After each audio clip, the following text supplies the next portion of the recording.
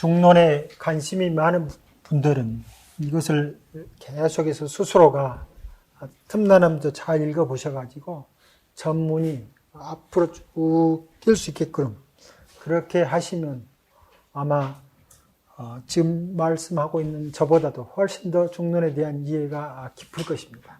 그래서 두 번째 품, 간거래품입니다. 물론 앞에 관인연품은 남아있는 것이 많지만 또 뒤에 이야기들이 또 많이 있기 때문에 하여튼 1시간 내에서 대충 한 품 정도 그렇게 하면서 가는 쪽으로 가니까 어찌 보면 주마간산격으로 그렇게 갈지도 모르겠습니다.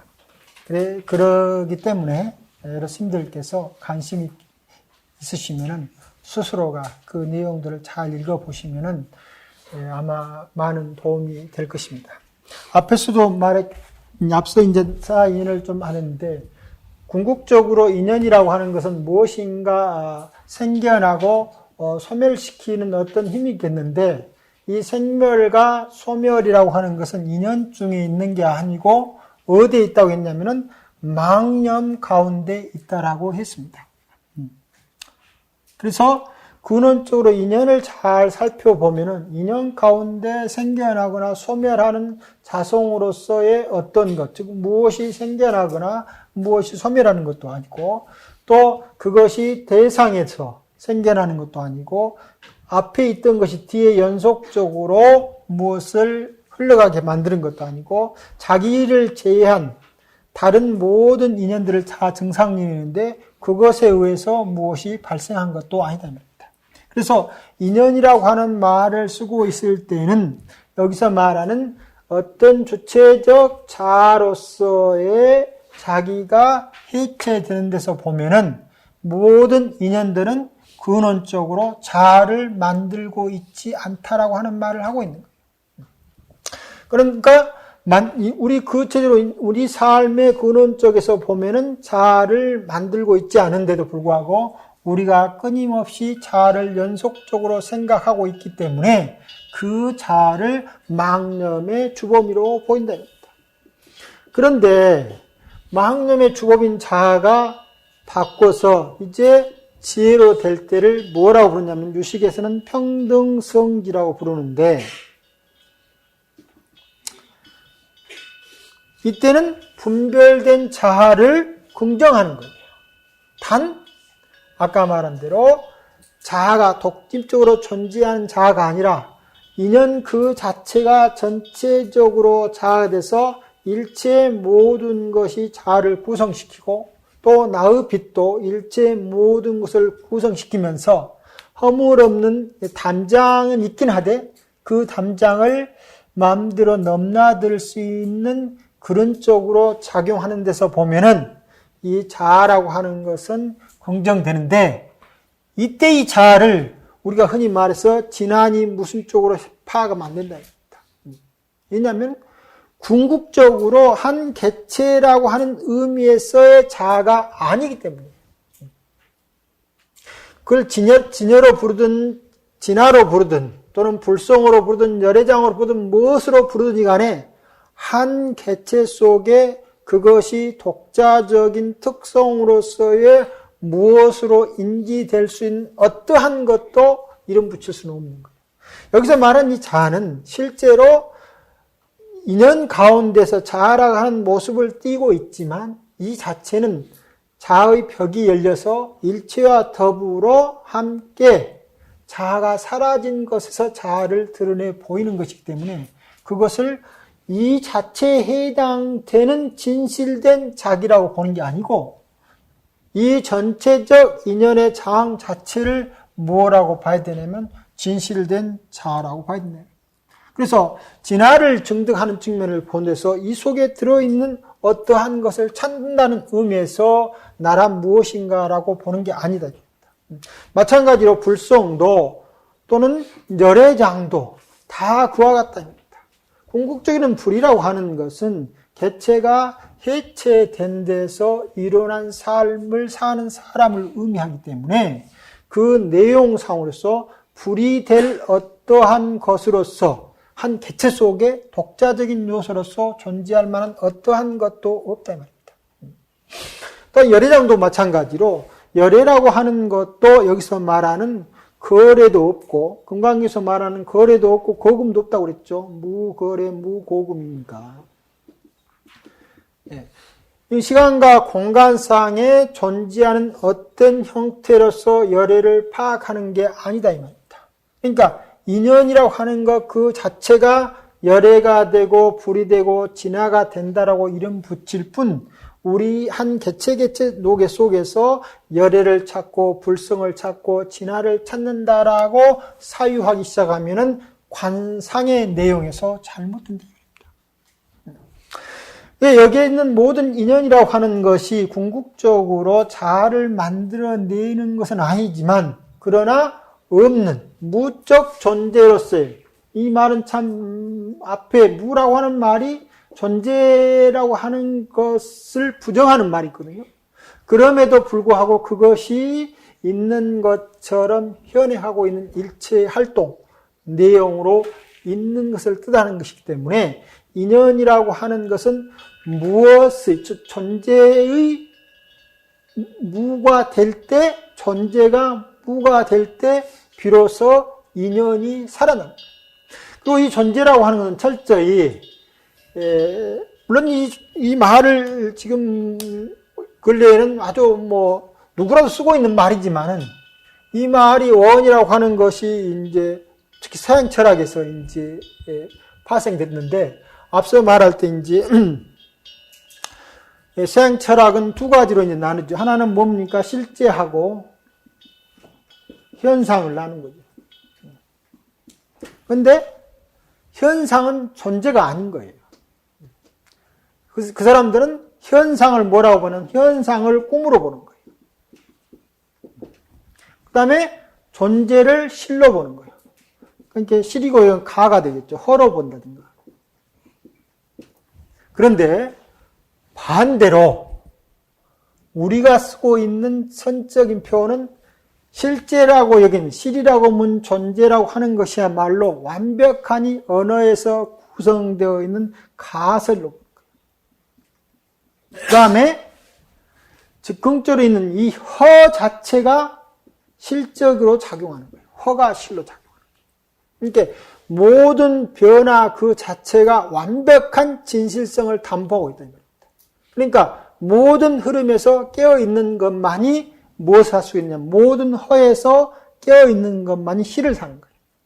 그런데 반대로 서구 특히 그리스 철학에서는 현상계라고 하는 것은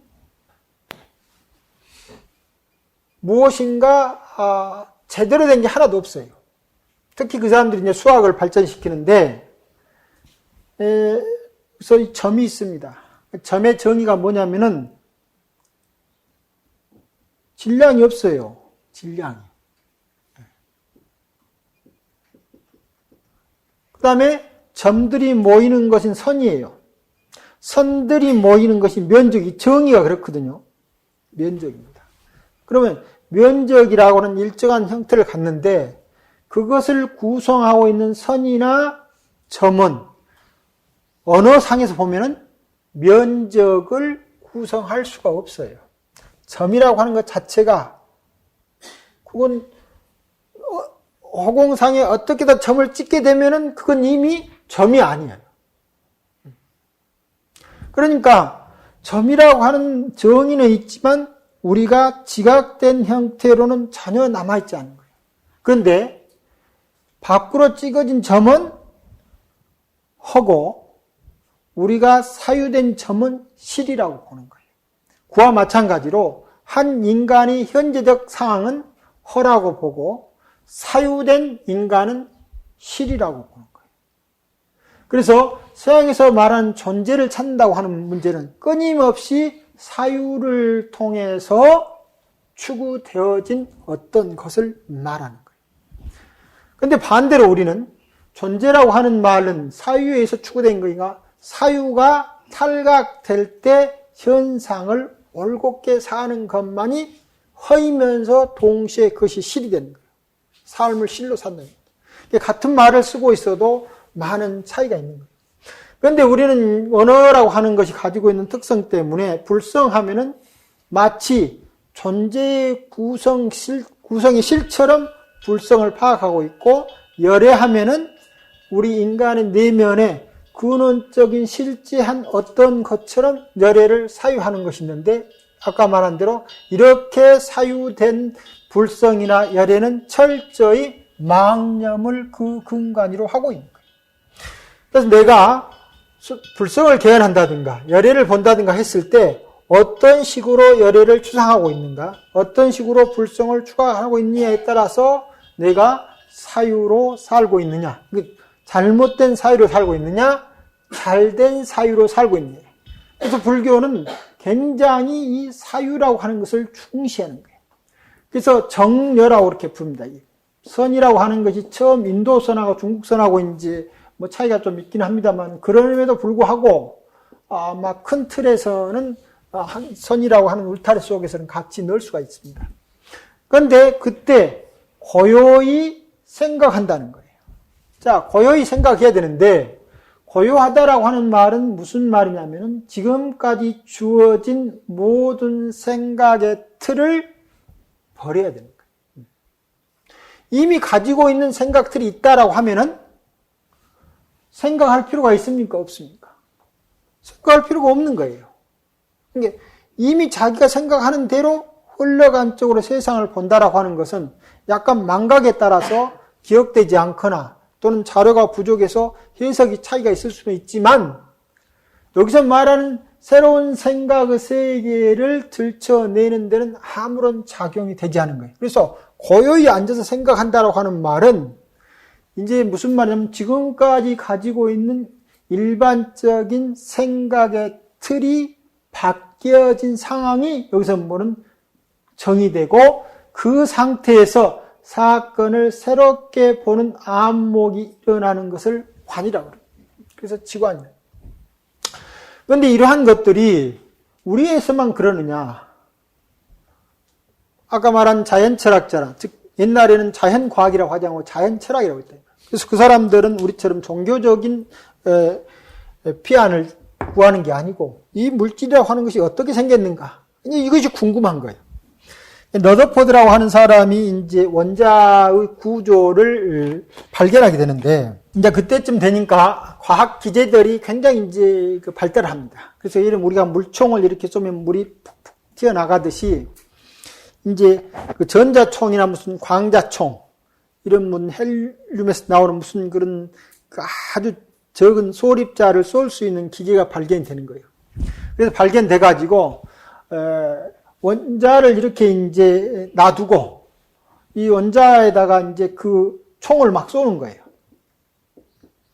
근데 그때 사람들이 어떻게 생각을 했냐면은 원자라고 하는 것은 그 원자 핵이 있고 전자가 있다고 하는 것까지는 생각을 하고 있었는데, 그것이 어떤 식으로 생겼느냐고 생각했을 때는 빵에 포도가 이렇게 건포도가 하나씩 이렇게 박혀 있는 것처럼, 물론 수소는 원자 핵 중에서 양성자가 하나이니까 빵 중에 포도 하나밖에 안 박혀 있겠죠. 그 다음에 이제 양성자가 많은 것은 이 포도에 빵에 포도가 여러 박히는 이런 그 모형을 생각하고 있었다 말입니다. 그래 놓고 여기서 이 총을 쏠면은 사람들이 생각할 때 풍풍 다 이제 뚫고 지나갈 거라고 생각했어요. 그 다음에 원자라고 하는, 핵이라고 하는 것도 그 당시는 막 이런 걸 쏘면은 그 힘에 의해서 다 풍풍 뚫릴 것이다 이렇게 생각을 하고, 이제 그런 기제가 발견되니까 막 뚫은 거예요.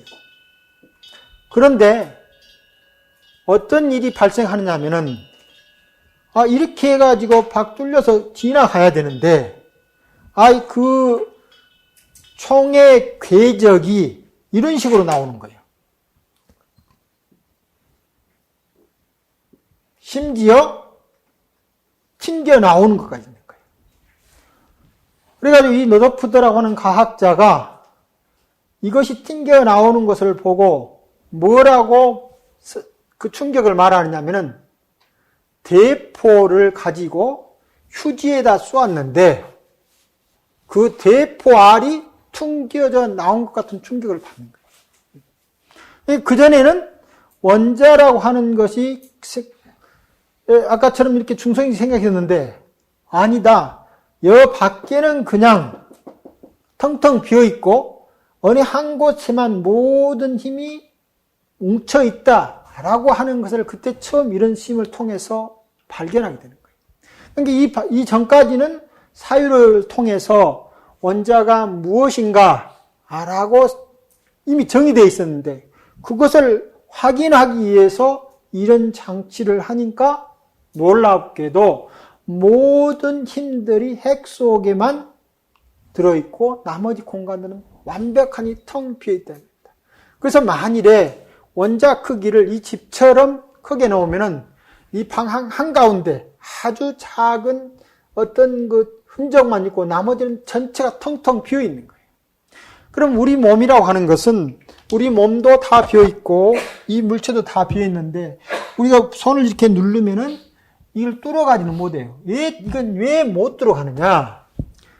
그런데 이 원자들이 끊임없이 활동을 하는데 활동을 하면은 그 가운데 전기작이라고 하는 힘을 내요. 이걸 전자기력이라고 그렇게 부르는데 이 전자기력을 하는 것은 서로 밀어내는 힘을 갖고 있는 거예요. 그래서 내 몸의 에너지 가운데 들어있는 전자기력하고 이 책상이 가지고 있는 전자기력이 서로 밀어내기 때문에 우리가 그 힘을 독파하는 힘을 가하지 않으면 눌러서 그걸 통과시키지를 못한다 이겁니다. 그러니까 가득 차서 내 손도 가득 차고 책상도 가득 차서 통과시키지 못하는 게 아니라 이 전자기력이 서로 밀어내는 것으로 있기 때문에 우리가 이걸 통과시키지 못한다 입니다. 그런데 우리가 이 눈을 볼 때 손이 텅텅 비어있게 보입니까? 아무도 손을 텅텅 비어있게 보지 못하는 거예요.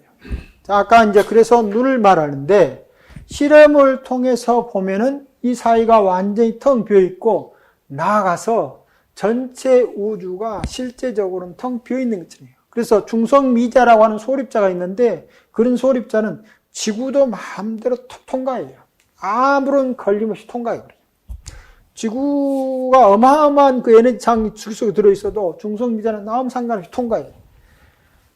그 속에도 전체적으로 보면 이렇게 비어있다 이 말입니다. 그러니까 우리 눈은 그 비어있음을 볼 수 있을 정도로 작용을 하지 않아요. 그러니까 우리 눈이 보는 것은 극히 제한적인 영역 상태만 보는데 이 눈을 구성하는 것이 앞서 말하는 망념이 만들어낸 인식 틀을 통해서 지금 우리 눈을 만드는 거예요. 그러니까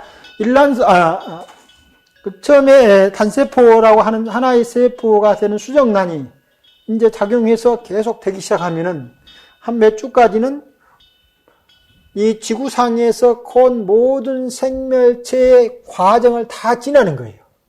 그래서 그것이 물고기인지 무슨 새인지 포유류의 동물인지 사람인지 모를 정도까지 지나는데 그 말은 이 상태까지는 그와 같은 모든 동물들의 흔적을 지내온 거예요. 그러니까 우리 지구상에서 생명체가 생길 때도 마찬가지로 단세포부터 생기거든요. 그러니까 지구 역사로 보면 굉장히 유구하지만 한 생명체가 태어나는 순간은 뭐냐면은 지구에서 형성되는 전체 생명의 과정이 한 사람이 태어날 때 그대로 경험하는 거예요. 10달 내에 완벽하니 지구에서 일어나는 모든 생명 활동들을 그 어린애가 다 경험해서 오는 거예요. 그런데 그 경험돼서 인간이 된다고 하는 것은 인간의 눈을 만들어내는 어떤 것만 작용하는 거예요. 나머지 모든 것들은 작용하지 않고 감춰져 있는 거예요. 앞서 말했을 때 남성 가운데 여성은 숨어 있고 여성 가운데 남성은 숨어 있다고 말하듯이 사람 가운데 다른 모든 것들은 약간의 그러니까 증상연로서 작용만 하고 나머지 것들은 다 숨어 있는 태다 이 말입니다. 그래서 사람의 눈을 만드는 거예요. 만일 우리가 여기서 쏘는 전자총과 같은 눈을 가지고 있다고 하면은 이 우주를 보는 눈은 전혀 다른 눈이 되어버리는 거예요. 물론 그때는 먹고 마시고 한다고 하는 일조차 지금처럼 전혀 이루어지지 않는 거죠. 그래서 우리 눈에 보이는 것은 극히 제한적인 인간의 사유 채널을 통해서 이해된 눈이다 이 말입니다. 그런데 앞서 그렇게 보면은 이제 그쪽 철학에서는 이걸 실제로 하고 이것을 현상계를 허락했기 때문에 그 사람들은 뭘 추구합니까? 현상을 추구하기보다는 실제계를 추구해야 될 거 아닙니까? 그래서 실제계를 추구하는 언어가 무슨 언어냐면 수학 언어예요. 수학 언어. 수학이야말로 가장 정치한 사유의 언어예요. 예를 들면은 1cm라고 하는, 자, 우리가 더하기도 있고 빼기도 있는데 2 더하기 2라고 하는 것은 4다. 그렇게 말할 수 있는 근거는 무엇이냐 하면은 이 2하고 한치의 오차도 없이 동일하다라고 하는 것을 전제했을 때만 그것이 4가 되는 거예요. 만일에 여기에서 조금이라도 질량이나 길이나 색깔이라든가 그 중에서 무엇이라도 차이가 딱 나면은 4. 이것을 동일하다라고 말할 수 없는 거예요. 그러니까 동일하다고 말할 수 있는 것들은 이와 같이 가장 정치한 수학 언어거든요. 이것은 그냥 우리가 수학이 아니고 숫자로서 말을 하는 것이요. 2하고 2를 더하면 4이 되는데 이 4이 되는 과정 중에서 이 둘이라고 하는 것은 완벽하니 이 둘과 이 둘이 일치하다라고 하는 것을 전제하는 것인 거예요. 그리고 그것이야말로 실제의 세계라고 합니다. 그 지금 우리 세계는 꿈 같은 세계라고 이야기하는데 반대로 우리는 그렇게 사유된 세계가 꿈 같은 세계라고 이야기하고 합니다. 그런데 서양은 그렇다 보니까 무엇을 만드냐 하면은 정확하니 이해는 될 수 없지만 이에 근접하고자 하는 도구들을 만들어내고 수학을 만들어내고 과학을 만들어내는데 앞서는 거예요. 그러다 보니까 그들의 과학 언어가 힘을 얻어서 오늘날에는 세계를 지배하는 언어의 힘을 갖게 되는 거예요. 반대로 우리 쪽은 이와 같은 사유가 부정되고 현상이 됐을 때 무엇을 추구하게 되냐면 본질에 있는 존재를 추구하는 것이 아니고 지금에 살고 있는 이 당체가 어떻게 하면 해탈된 존재로 살 것인가가 보다 더 근원적인 우리의 문제가 되는 거예요. 그래서 한 발 뛰고 한 발 걷는 것 자체가 무슨 걸음이 돼야 되냐면 그 자체가 해탈이 돼야 되는 거예요. 그 이면에 숨어있는 존재를 찾아가는 게 아니고 지금 살아있는 것 자체가 일체에 앞서 말한 인연의 모든 것을 표하는 것이기 때문에 지금 제가 말하고 있는 이 자체가 언어라고 하는 것을 통해서 하고 있지만 말하는 행위 자체는 나의 모든 것과 내가 만들어 놓은 시간과 공간을 다 토해내는 상태가 되니까 이 상태에서 해탈되지 않으면 다른 어떠한 상태도 해탈될 수 없는 거예요. 그래서 지금 걷고 있는 이 상태, 이것을 즉금이라고 그러죠. 지금 그 자체에서 바로 해탈돼야 되는 것이 불교에서 말하는 정려의 의미다. 정려. 그러니까 모든 사유가 탈각된 데서 지금 그 흐름에 완벽하니 깨어 있어 가지고 다시 조작하는 마음이 드러나지 않도록 하는 것이 정려가 되는 거예요. 그것을 여기서 말하는 관이 되는 거죠. 이 관 속에 두 개 다 숨어 있는 거예요.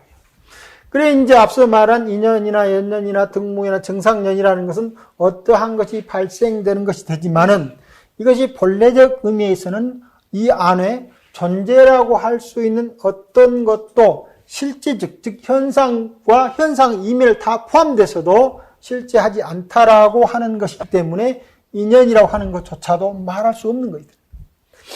그런데 우리는 그렇게 보지 않는다는 말이죠. 그리고 관인연품이라고 하는 것은 인연을 잘 관하면 무생법인을 할 수 있다는 거예요. 다시 이제 관거래품이라고 하는 것은 오고 감을 잘 관찰하면 또다시 무생법인에 이른다는 거예요. 그래서 우리가 가고 온다고 하는 말을 하고 있는데, 자, 간다라고 하는 말이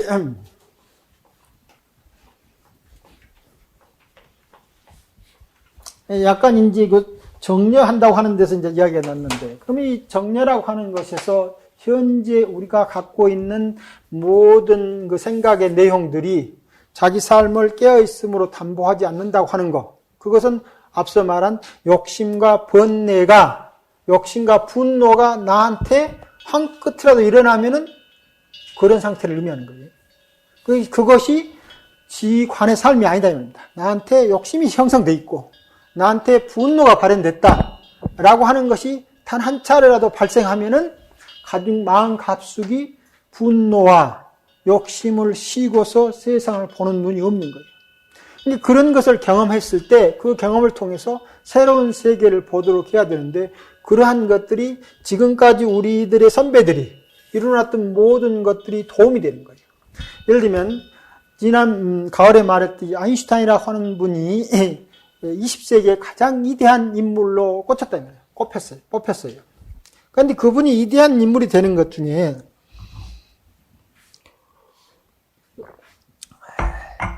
되는데 가장 큰 역할을 하는 것이 그 특수상대성 이론하고 일반 상대성 이론인데, 그 당시 사람들은, 아인슈타인은 마지막 고전 물리학자입니다. 그래도 아인슈타인은 현대 물리학자가 아니에요.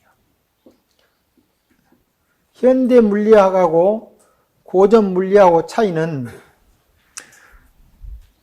아인슈타인이 현대의 문을 열었습니다. 현대 물리학의 문을 열었음에도 불구하고 현대 물리학을 받아들이기를 마지막까지 안 했어요. 그래서 아인슈타인은 마지막 고전 물리학자라고 이렇게 불러요. 그런데 그 상태가 뭐냐면은 여기에 고양이가 한 마리 있어요. 여기 고양이가 한 마리 있는데 여기에 무슨 작용이 생기면 이 고양이가 죽을 수 있는 무슨 그 가스가 발현되는 거예요. 근데 여기는 이제 완전히 밀폐되어 있어가지고 어떤 인연 조건이 발생하면은 여기에 가스가 발현돼서 이 안에 있는 고양이가 죽게 장치를 해놨는 거예요. 그러면 이제 마지막 고전 물리학자 아인슈타인은 어떻게 생각하느냐? 자, 열어보기 전에는 이 인연이 발현돼가지고 가스가 나올지 안 나올지를 모르는 거예요. 그러니까 나왔으면은 죽었을 것이고 안 나왔으면 살았을 것이다. 그러니까 죽거나 혹은 살아있는 거죠. 다만 우리가 뚜껑을 열어보지 못했기 때문에 모른다라고 생각하면은 고전 물리학자가 되는 거예요. 현대 물리학은 어떻게 보느냐면은 이 뚜껑을 열기 전까지는 반은 살고 반은 죽고, 그러니까 삶이면서 동시에 죽음이며 죽음이면서 동시에 삶인 형태로 존재하고 있다가 뚜껑을 딱 여는 우리의 인지 활동이 들어가는 순간 죽음 혹은 삶으로 결정된다고 보는 거예요.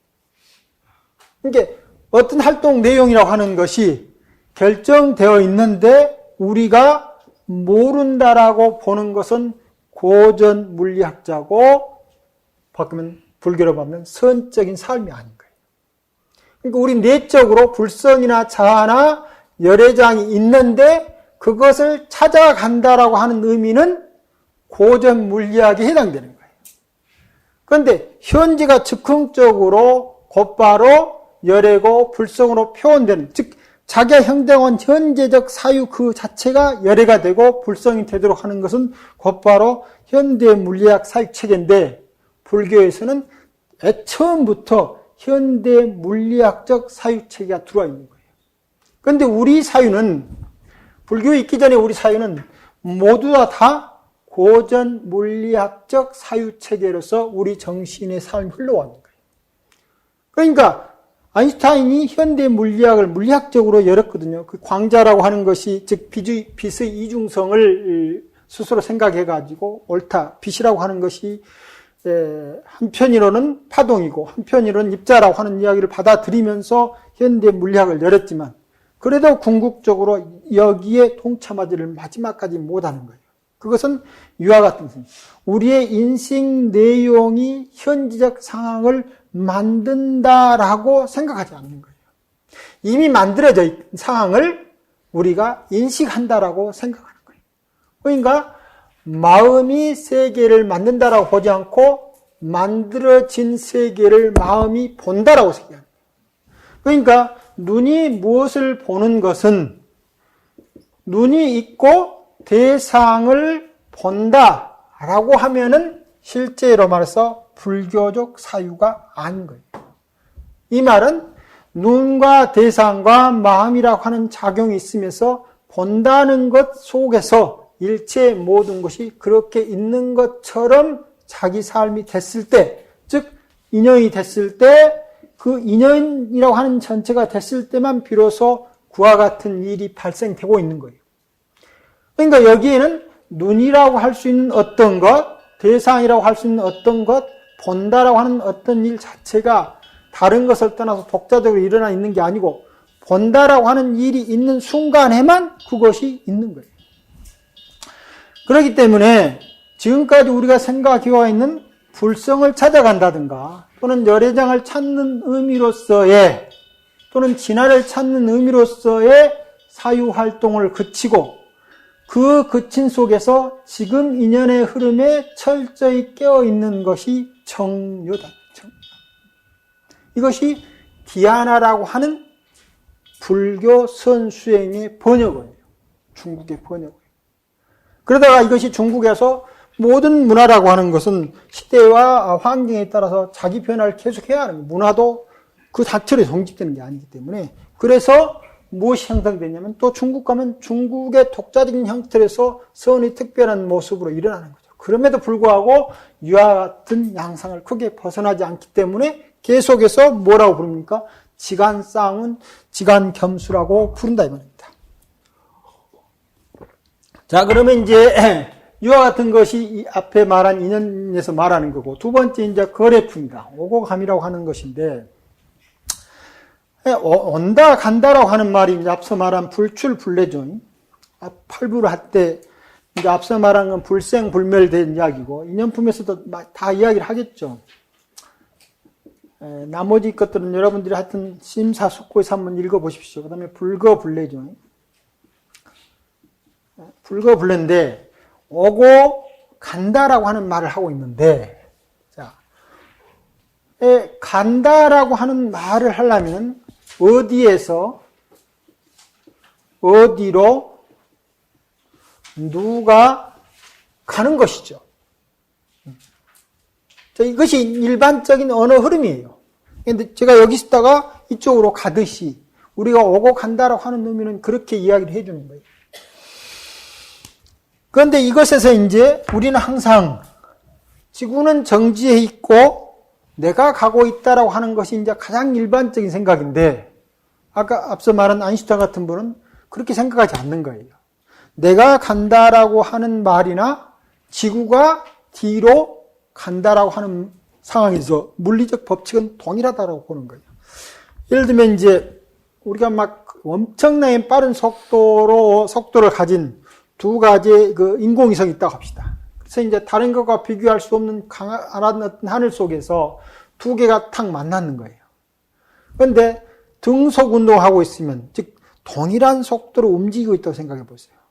그러면 동일한 속도로 움직이고 있으면은 변화가 느껴지지 않기 때문에, 끊임없이 움직이지만 변화가 느껴지지 않기 때문에 자기는 뭐라고 생각하고 있냐면 정지하고 있다라고 생각하는 거예요.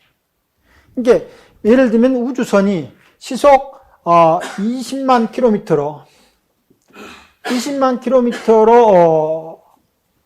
1초당 20만 킬로미터로 이렇게 계속 빨리 동일한 속도로 움직이면은 몸에 변화가 안 오잖아요. 우리가 차가 갑자기 움직이다가 갑자기 정지하거나 또는 속도를 내게 되면은 몸이 앞으로 쏠리거나 뒤로 밀리게 되는, 즉 가속도를 느끼게 되는 거거든요. 근데 가속도를 느끼지 않으면은 내가 지금 이런 속도로 움직이고 있는지 정지해 있는지를 알 수가 없어요. 그러니까 정지라고 하는 말은 무엇을 통해서만 이해됩니까? 운동이라고 하는 상대가 있어야만 정지가 있는 것이에요. 자, 그런데 이제 묘하게 다른 또 우주선이 20만 킬로미터로 초당 달린다는 것이 만난 거예요. 그러면 어떻게 생각하느냐? 나는 가만히 있는데 저 우주선은 1초에 20만 킬로미터로 달리는 것으로 느껴지는데 동시에 이쪽 우주선에 탄 사람은 이쪽을 그렇게 느끼는 거예요. 그러니까 나는 둘 다 움직이고 있음에도 불구하고 상대가 움직이고 나는 정지해 있다라고 느끼는 거예요. 그래서 가고옴이라고 하는 즉 동작을 느끼는 것 속에는 간다라고 하는 말 속에 이미 무엇을 담고 있느냐면 정지를 담고 있게 되고 정지라고 하는 말 속에 이미 간다라고 하는 말을 담고 있어요. 그래서 가는 것과 정지하는 것은 동일한 지평의 다른 언어들이 된다 이 말입니다. 그런데 이와 같은 가고옴이라고 하는 것에서 이제 공간과 시간이라고 하는 것이 있는데 옛날에는 공간과 시간이라고 하는 것이 절대적 상황으로 존재한다고 생각한 거예요. 그 말은 무슨 말이냐면은 태양에서 빛이 딱 발생, 즉 태양에서 헬륨, 즉 헬륨의 그 융합이 일어나게 되면은 핵융합이 일어나게 되면은 그 헬륨과 이제 어떻게 일어나게 되냐면은 이 중력이라고 하는 게 있기 때문에 지구에도 중력이 있고 태양도 중력이 있는데 태양의 중력은 지구보다 엄청나게 강합니다. 그래서 태양 속에 들어있는 수소라고 하는 이 원자를 강하게 압축을 시키니까 수소가 견디지 못하고 뭐가 되니까 수소, 산소가 걸려가지고 헬륨이라고 하는 것이 돼버려요. 그래서 수소 원자 두 개가 합쳐가지고 이제 헬륨이라고 하는 원자가 되는데 이 두 개가 합쳐질 때 여기서 1이라고 하는 에너지를 가지고 있었다 하면은 여기서 2라고 하는 에너지로 합쳐지는 게 아니고 약 1.9엄마로 합쳐지고 나머지 에너지가 밖으로 피쳐나와요. 그것이 빛이에요. 그것이 그 태양에서 강력한 태양 중력 작용에 의해서 수소가 헬륨으로 되는 순간 에너지가 밖으로 잠깐 방출하는 건데 그것이 엄청나게 많이 일어나고 있으니까 태양이 이렇게 굉장히 밝게 비치는 거죠. 근데 그 빛이 이제 옛날에는 이 상태가 일어나 가지고 한 순간 빛이 곧바로 지구에 온다라고 생각했어요. 곧바로 지구에 온다. 그러니까 태양과 지구 사이에는 빛이 무슨 시간을 갖지 않고 움직인다 이런 식으로 보는 거예요.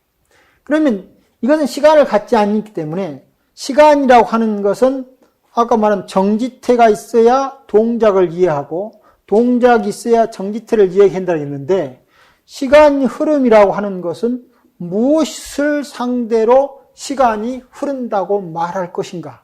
시간이 흐른다고 말하려면은 시간을 상대한 어떤 것이 있어야 될 거 아닙니까?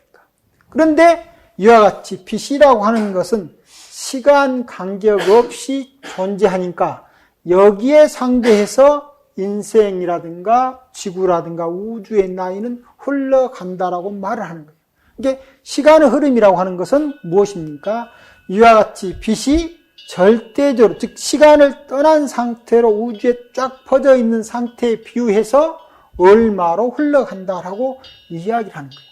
시간의 기준이 되는 어떤 것, 이것을 절대 시간이라고 말합니다. 그 다음에 이제 공간이라고 하는 것도 마찬가지로 지구와 태양 사이에 공간이 있으면 이것은 절대 불변의 요소로 다 그렇게 존재한 것이 있고 우리 이 지구의 공간이라도 어디 공간은 그것에 상대해서 몇이라고 말할 수 있다. 즉 공간이라고 하는 것을 말할 수 있는 어떤 것이 상정돼서 말할 때 절대 공간이라고 그랬어요. 그래서 이 절대 공간과 절대 시간이 있는데 여러분은 절대 시간과 절대 공간을 생각하지 않는 것처럼 하지만 다들 그렇게 생각하는 거예요. 어떻게 생각하느냐 하면은 극락세계를 간다라고 말을 하면은 우리가 딱 생각할 때 어디입니까? 극락이라고 하는 절대적 공간에 우리가 간다라고 생각하는 거예요. 내가 간다. 그러니까 극락이라고 하는 세계는 우리하고 상관없이 절대적인 존재체로 존재하고 중생이 구월이 가는 거예요. 그 다음에 지구라고 하는 것도 마찬가지로 절대적인 존재로 생각하고 우리가 지구로 온다라고 생각을 하고 있는 거예요. 이와 같이 오고 감에 있어서 자기 스스로 이미 시간과 공간을 내재적으로 절대적으로 사유하고 있는 거예요. 우리 사유가. 그런데 이 아인슈타인이 오기 전까지는 온 우주가 그렇게 생각을 했어요. 이것을 뉴턴의 물리라고 말하는데, 그런데 뉴턴이 이런 것을 통해서 엄청나게 우주 법칙을 잘 말해 놓으니까 너무나 잘 맞으니까 이제 새로운 사건들이 발생하기 시작해요. 무슨 사건이 발생하냐면 빛이라고 하는 것이 절대 속도로 존재하는 게 아니다. 즉 빛이라고 하는 것 그 자체가 시간을 가지고 흘러가고 있다. 마치 상대 속도인 것처럼 보이기 시작하는 거예요. 허공에서 흘러오는데 약 1초에 30만 킬로미터를 가고 있는 거예요. 그때는 옛날에는 절대 시간이라고 하는 측정 단위는 빛이 속도가 없다고 생각하는 게 생각이 있었거든요.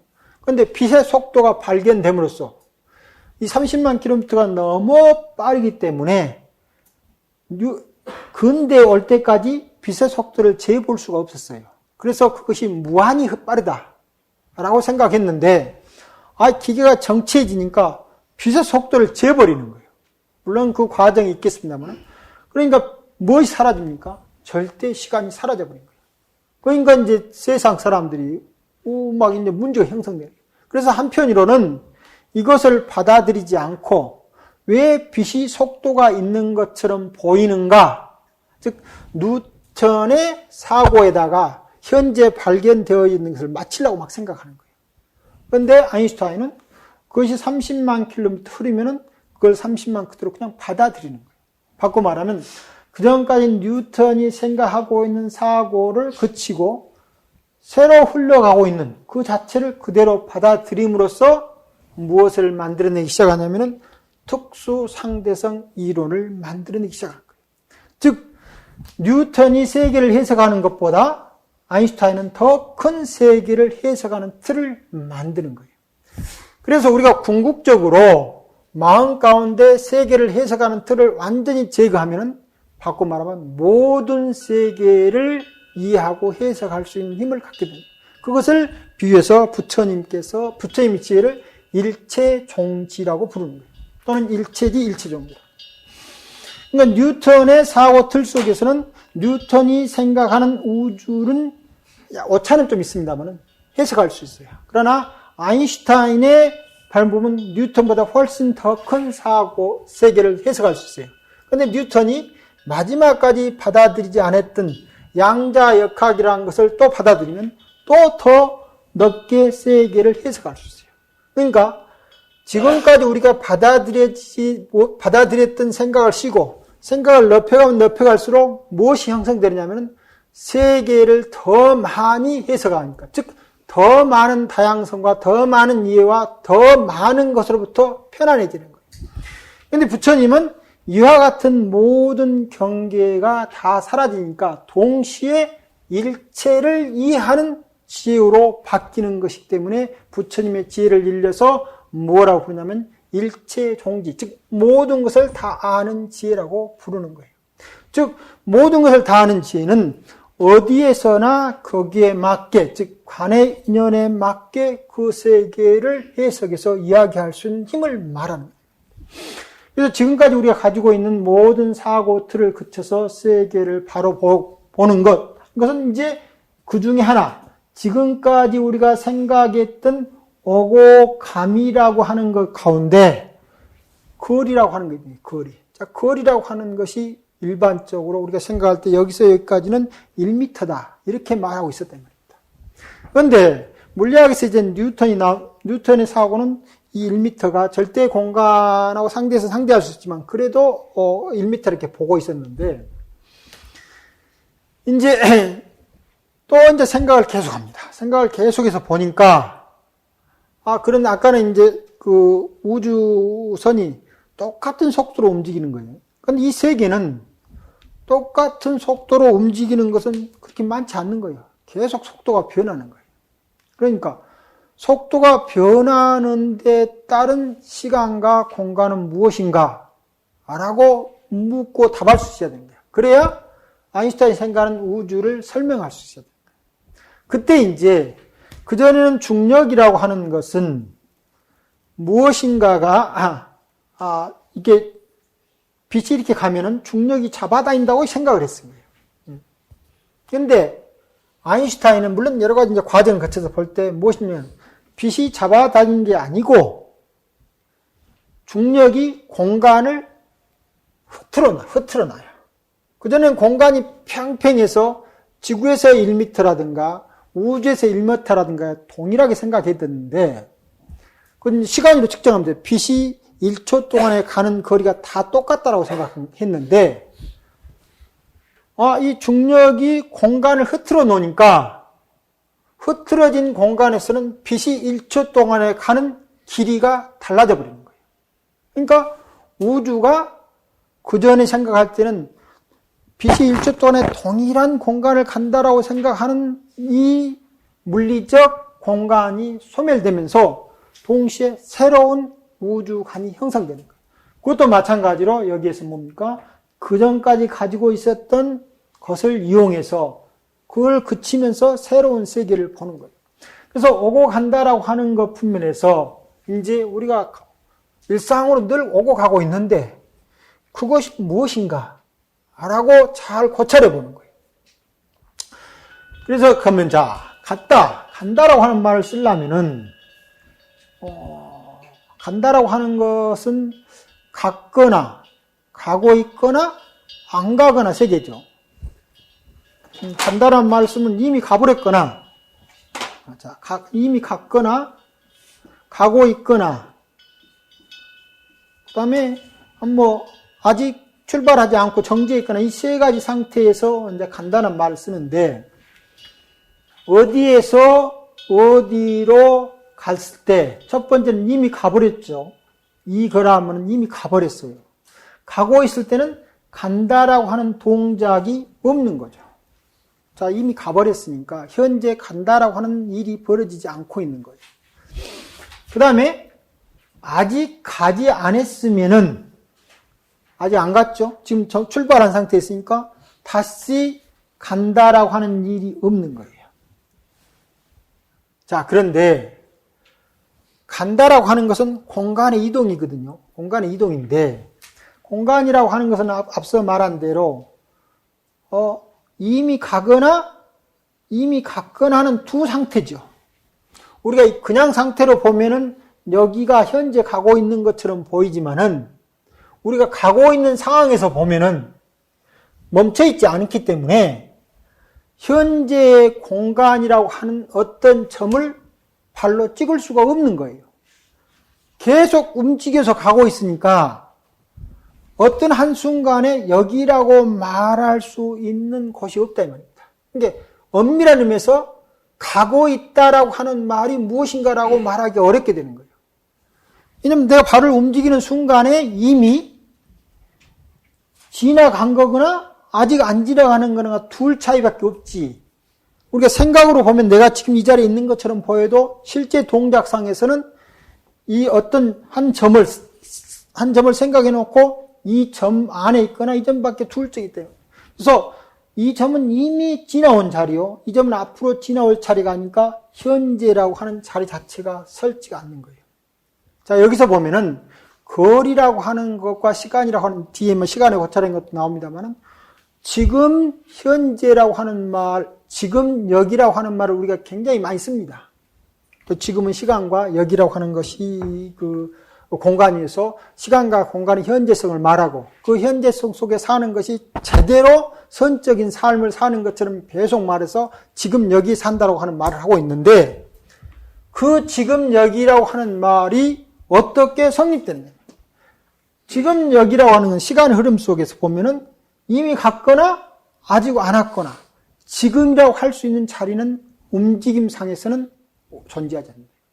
이게 움직임이 시간을 만들어 가면 달라지지만 시간이라고 하는 것이 우리가 있다라고 생각하는 거죠. 공간이라고 하는 것이 따로 이렇게 있다라고 생각하는 순간에 가고 온다라고 하는 사건이 현재에 발생하지 않게 되버립니다. 시간이 따로 있고 공간이 따로 있다라고 사유하는 속에서는 실제로 간다라고 하는 동작이 발생하지 않게 된답니다. 그러니까 간다라고 하는 일이 없은 거예요. 그래서 가고 오고 있다라고 하는 말 주변에 몇 시에 어디를 간다. 또 몇 시에 어디를 갔다 할 때 이 몇 시하고 어디라고 하는 것이 간단한 동작, 가고 있는 동작하고 달리 그러한 시간과 장소가 있다라고 사유하는 사유 속에는 실제로 가는 일이 발생하지 않게 된다. 따라서 우리 뇌 속에서 그와 같이 동작 밖에, 우리 삶 밖에, 생각 밖에 시간과 공간이 있고 거기를 살아가고 있는 것으로 생각하는 순간 우리는 지금 여기를 살 수 없다는 겁니다. 네, 강걸의 품을 마치겠습니다. 수고하셨습니다.